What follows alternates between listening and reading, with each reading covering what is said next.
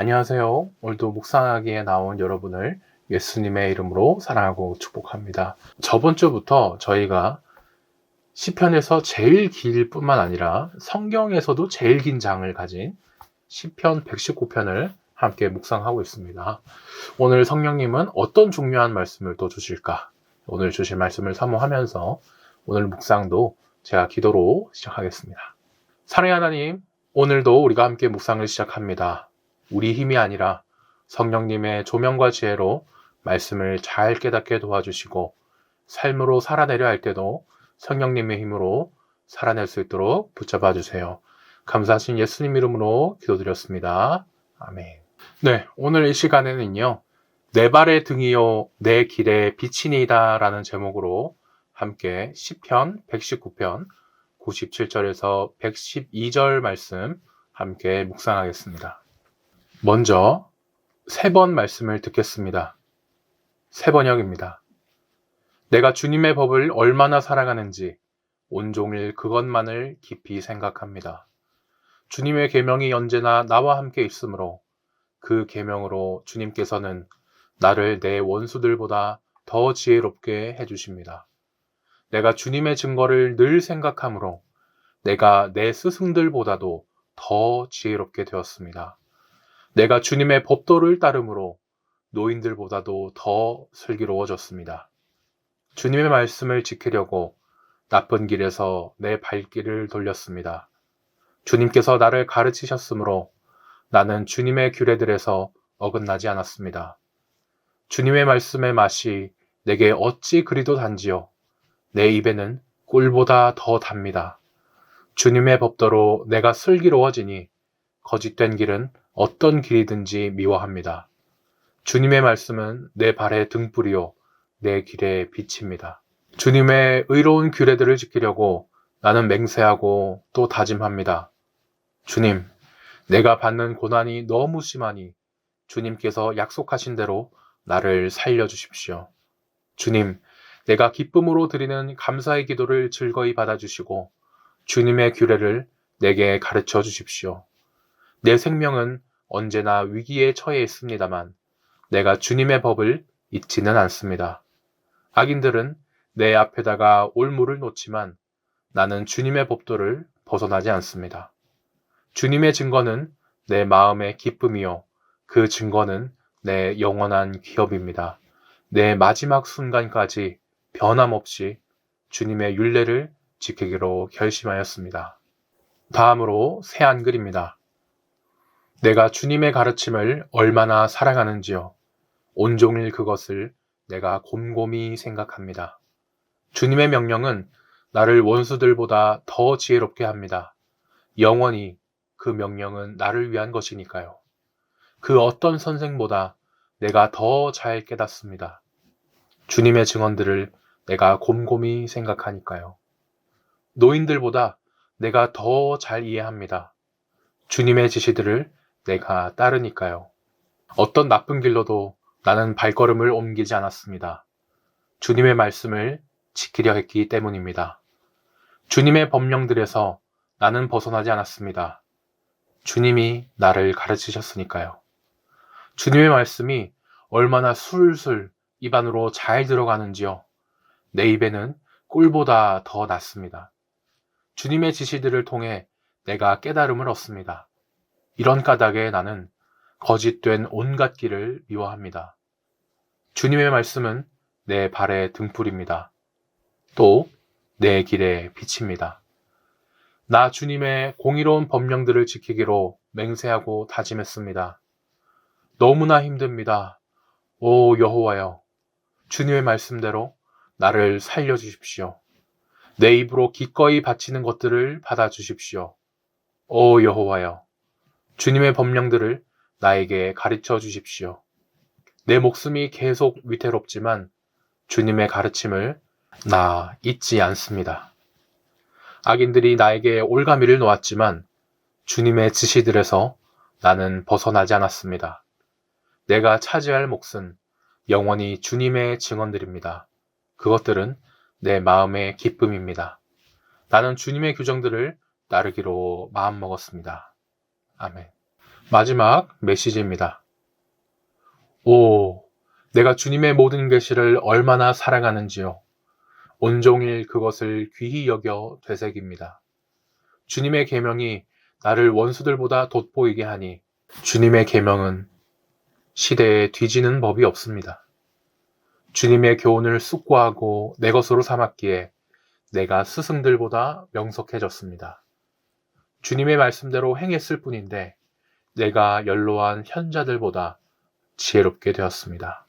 내가 발밑을 조심하여 악의 도랑과 패인 곳을 피하니 평생토록 주님의 말씀을 지키기 위함입니다. 주께서 정해주신 길에서 내가 벗어나지 않으니 참으로 좋은 길을 내게 주셨기 때문입니다. 주님의 말씀이 어찌나 귀하고 맛있는지 산의 진미가 부럽지 않습니다. 주님의 가르침으로 인생을 이해하게 되었으니 내가 거짓 선동을 미워합니다.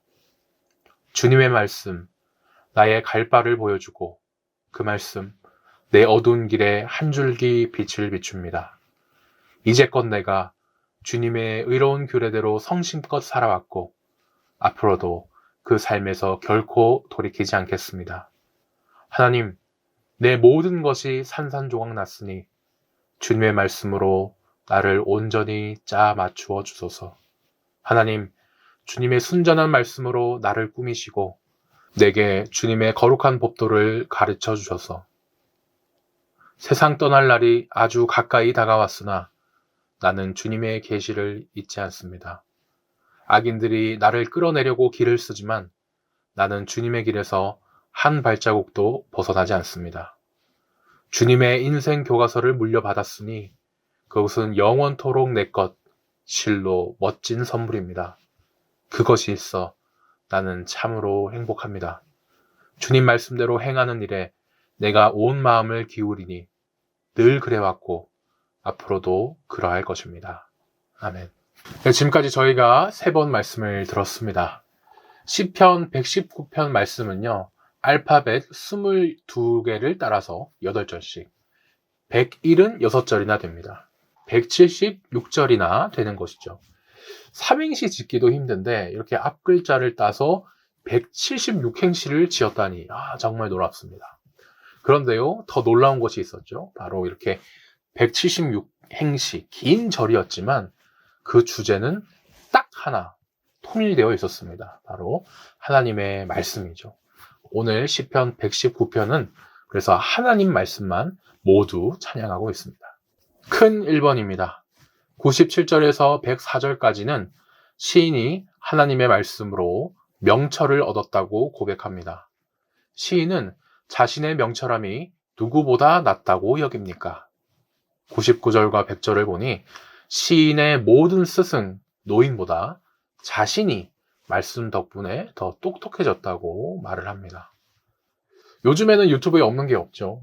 내가 알고 싶은 거, 궁금한 거 전부 다 치면 이렇게 놀랍게도 다 있더라고요. 그런데 시편이 쓰이던 이 몇천 년 전 구약 때는 그렇지 않았겠죠. 마을의 어르신이나 선생님이 지금의 유튜브, 인터넷같이 막 모르는 것을 다 물어볼 수 있고 모든 것을 아는 분들이었습니다. 모르는 것을 물어보면은 이제 어른들은 그 지혜로 아는 것을 또 말씀해 주시고 선생님들은 또 알고 계신 것들을 그 지식으로 사람들을 가르쳐 주셨죠. 시인은 여기서 내가 우리 선생님보다 더 똑똑하고 동네 어르신보다 인생 경험이 더 많아, 지혜가 더 많아 그렇게 자랑하는 것은 아니죠. 오히려 하나님의 말씀이 이렇게나 대단하다. 하나님 말씀만이 참된 지식이고 지혜다. 이것을 말하는 것입니다. 아무리 해외 명문대에서 박사학위 받거나 교수를 하고 있거나 상관없습니다. 하나님보다 지혜롭지 않죠. 아무리 많은 인생의 경험 많은 노인도 하나님보다는 지혜가 없습니다. 우리는 어느 학벌 좋은 사람도 주지 못하는 그 지식, 또 어느 나이 많은 사람도 갖지 못한 그 경륜을 하나님 말씀에서 캐낼 수 있습니다. 2번입니다. 시인이 모든 거짓 행위를 미워하게 된 까닭은 무엇입니까? 101절과 104절을 보니 하나님의 말씀을 지키다 보니 그 말씀 덕분에 무엇이 나쁜지 알게 되었기 때문입니다. 시인은 하나님 말씀을 지키다 보니까요, 나쁜 길로 빠지지 않게 되었다, 이렇게 말씀합니다. 하나님 말씀을 따르면 당연히 나쁜 길로 가지 않겠죠. 또 말씀을 알면 알수록 어떤 행동이 선인가 악인가, 어떤 행동을 하지 말아야 할지도 또 정확히 알게 됩니다. 늘 성경은 그래서 옳은 길, 좋은 길, 선한 길로 우리를 이끌어 줍니다. 나눔 1번입니다. 오늘 시편 말씀은요, 하나님 말씀 덕분에 자신이 명철해졌다, 이렇게 얘기를 합니다. 말씀이 말하는 명철은 뭐 성공하고 부유하고 좋은 대학을 가고 뭐 이런 것은 아니죠.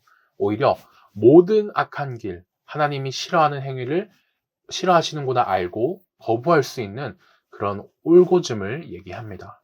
하나님의 말씀이 내게 심어준 참된 지식, 지혜, 명철함은 무엇인가요? 생각해 보시면 좋겠습니다. 큰 2번입니다. 105절에서 112절을 보니 시인은 어두운 세상 속에서 하나님의 말씀만이 길을 비추는 빛이라고 노래합니다. 시인은 하나님의 말씀을 무엇으로 비유합니까? 105절을 보니 처음에는 내 발의 등불이요 하고 나중에는 내 길의 빛이다, 이렇게 비유합니다. 저희 묵상책 앞장에도 적혀있는 유명한 말씀이죠. 저번 주 묵상할 때도 잠깐 나눴었는데 오늘은 더 자세히 나눠보려고 합니다. 저도 한국 사람이고요. 우리 한국 사람은 참 빨리 결과가 나는 것을 좋아합니다. 그래서 그럴까요? 이게 대부분 오늘 말씀을 들으면 하나님의 말씀이 한 번만에 막 내 앞을 등대처럼 쫙 비춰주면서 비행기 활주로처럼 저 멀리까지 갈 길을 한 번에 비춰주시고 알려주시는 것으로 그렇게 많이 생각합니다. 하지만 정말 그런 뜻은 아니에요. 성경시대의 등은요, 고대 중동에서 쓰이던 그런 조그만 촛불입니다. 올리브유나 뭐 다른 기름에 심지 하나 딱 올려가지고 불 붙인 그게 다거든요. 당연히 그 밝기가 비행기 활주로처럼 막 이렇게 멀리까지 닿거나 하지는 않겠죠.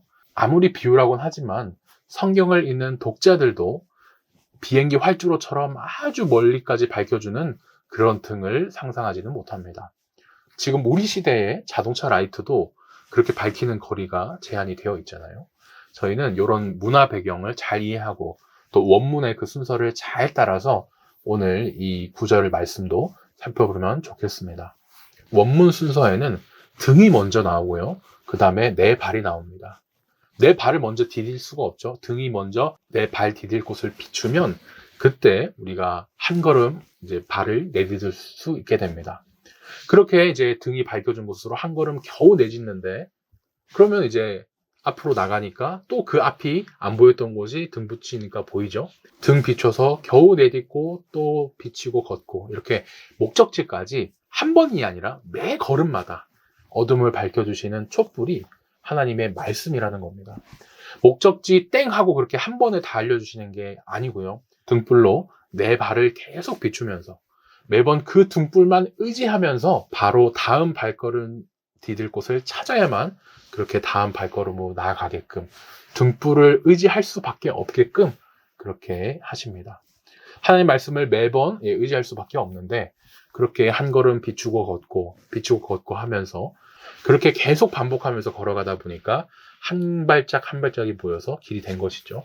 그때 이제 느끼는 겁니다. 그래서 내가 지나온 길은 하나님이 다 빛을 비춰주셨구나 이렇게 느끼고 고백할 수 있는 것이죠. 2번입니다. 하나님의 말씀에 따라 살려는 시인은 지금 어떤 상황 가운데 있습니까? 107절과 109절을 보니 고난과 위기에 처해 있습니다. 저희는 너무 익숙한 말씀이라 하나님 말씀은 등이구나, 하나님 말씀은 빛이구나 이렇게 느낄 수 있어요. 그런데 잘 생각해 보면요, 시인은 얼마나 힘들었길래 등 그 약한 불이 겨우겨우 보이는 그 어둠컴컴한 상황을 이야기를 했을까 생각이 듭니다. 말씀이 바로 앞을 비추는 등불이다, 그 말은 그만큼 시인의 상황이 어두컴컴해서 그 말씀의 빛 없으면은 한 치 앞도 못 볼 정도의 심각한 상황이라는 겁니다. 그 다음에 하나님 말씀이 있으니까 바로 한 발짝이라도 볼 수 있고 그렇게 말씀 의지하면서 한 발짝씩 앞으로 나아갈 수 있는 것이죠. 계속 그 말씀만 붙잡으면은 또 그 빛으로 길이 되어 걸어갈 수 있겠습니다. 그러면서도 성경은 일부러 이 시인이 처한 상황을 정확하게 막 구체적으로 이렇게 말씀해 주시진 않아요. 왜 그랬을까요? 만약에 정확한 상황을 밝혔다면 많은 사람들은 시인과 같은 상황만 정말 이렇게 죽을 위험이고 힘든 고통이고 캄캄하니까 이렇게 기도하는 거지, 나랑은 상관없어, 이렇게 생각했을지도 모릅니다. 하지만 오히려 성경이 왜 이렇게 힘든지 일부러 밝히지는 않았잖아요. 그래서 우리는 이 고통받고 컴컴하게 한 치 앞도 안 보이는 상황을 쉽게 나의 이야기로 공감할 수 있습니다. 내가 한 치 앞도 못 볼 상황이고 힘든 상황에 죽을 고통까지 막 그렇게 겪는다면, 그렇게 위로가 필요한 모든 사람에게 이 말씀이 나에게 주시는 말씀이야 생각하면서 위로받을 수 있는 것이죠. 3번입니다. 시인은 주의 증거들로 무엇을 삼습니까? 111절을 보니까요, 하나님이 주신 말씀을 자신의 유산, 기업으로 삼고 있다고 합니다. 주일날 저희가 시편 119편에서 하나님 말씀을 뜻하는 단어 8가지를 제가 표로 정리해서 보여드렸습니다. 오늘 말씀에 증거라고 쓰인 말은 원어로 보면 하나님이 자신의 뜻으로 엄숙히 드러내신 것, 명령으로 내린 법, 이런 뜻이 있습니다. 이 말은 이제 구약에서 모세가 받았던 십계명을 가리킬 때도 많이 쓰였고요. 또 십계명 관련된 십계명이 넣고 보관된 언약궤에도 쓰였고, 그 언약궤를 뒀던 성막을 말할 때도 이 말을 자주 썼습니다. 하나님 말씀과 관련된 거에 엄청 넓게 쓰인 것이죠. 그래서 증거라고 하면 십계명 같은 하나님의 말씀, 또 말씀이 기록된 그 석판, 말씀이 보관된 곳 등 넓게 이렇게 쓰였습니다. 이런 하나님의 말씀을 이제 시인이 어떻게 한다는 겁니까? 자신의 유산으로, 기업으로 삼겠다고 합니다. 여호수아에서 지파들이 땅을 기업으로 받았던 그 모습이 생각이 나는데요. 자식 대대로 물려주면서 가장 중요하고 가장 기본이 되는 업으로서 빼앗기지도 않을 것이 기업이죠. 이제는 그렇게 하나님의 말씀이 자식 대대로 물려주면서 가장 중요하고 빼앗기지도 않을 가장 기본이 되는 기업이 됩니다. 제가 앞서 증거는 장막의 뜻으로도 자주 쓰인다고, 넓게 쓰인다고 말씀을 드렸는데요. 저희가 7, 8월에 요한계시록 본문에 들어가고 있는 만큼 이 증거라는 단어가 나온 김에 사이비 이단 그 둘을 제가 잠깐 소개하려고 합니다. 1960년대에요. 장막 성전이라는 이단이 있었습니다. 류제열이라는 교주가 만든 단체였는데, 장막 자체가 성전 역할을 하잖아요. 그러니까 장막과 성전 두 단어가 사실상 같은 뜻이 있는 같은 말인데, 이 두 개를 장막 성전에 이렇게 붙여놨습니다. 이름부터 좀 이상한 사이비가 느낌이 날치죠. 그런데 이보다 더 이상한 이름을 가진 이단이 지금 있습니다. 바로 신천지예요. 신천지들은요, 자기들을 이제 정식 명칭으로 신천지 예수교 증거 장막 성전 이렇게 부릅니다. 앞서서 장막 성전도 이상한데 그 장막 성전 앞에 또 증거를 붙여가지고, 증거 장막 같은 말인데 똑같은 또 말을, 증거를 붙여가지고 증거 장막 성전, 똑같은 말을 3번이나 이렇게 반복해놨습니다. 우리 학생들 얘기하는 것처럼 초, 슈퍼, 울트라, 캡숑, 짱, 이런 건지 모르겠습니다만은 똑같은 느낌을 반복하는, 의미부터, 이름부터 잡다한 그런 느낌을 받으실 것 같습니다. 어떻게 하다 이제 이 꼴이 났느냐? 프랜차이즈로 비유하면 신천지의 출발이 장막 성전의 체인점이었기 때문입니다. 과천시, 경기도 과천시에서 신천지가 과천 장막 성전으로 시작을 했습니다. 그렇게 장막 성전 체인점을 다니다가 이제 이만희 교주가 소위 말해 본사의 노하우를 다 빼내고 발전시켜가지고 스스로 하나 차린 거예요. 신천지의 거짓 교리가 정말 그럴싸해 보이는 것도 다 기존 사이비 이단들을 자기가 최종적으로 발전시켜서 만들었기 때문에 그런 것도 있습니다. 그러면서 어떻게 이름을 짓습니까? 내가 진짜야, 우리는 증거가 있다니까 하면서 장막 성전에서 증거 장막 성전, 이렇게 호박에 줄 그어가지고 수박으로 포장을 한 것입니다. 더 자세한 사항은 또 저희가 7, 8월 달에 또 다룰 수 있으면 좋겠습니다. 마지막 기도 제목 나눔입니다. 나의 삶에 있어서는 하나님 말씀이 등불이 되어 내가 디딜 발걸음을 매일매일 비추어 주옵소서 라고 기도하여 주시고, 우리 교회에 있어서는 캄캄한 어둠에 갇힌 이들에게 말씀의 빛을 전하게 하옵소서 하고 함께 기도했으면 좋겠습니다. 오늘 묵상은 여기까지입니다. 계속 주일까지 묵상할 119편 말씀 기대하면서 우리 주님 부활하신 주일날 뵙겠습니다.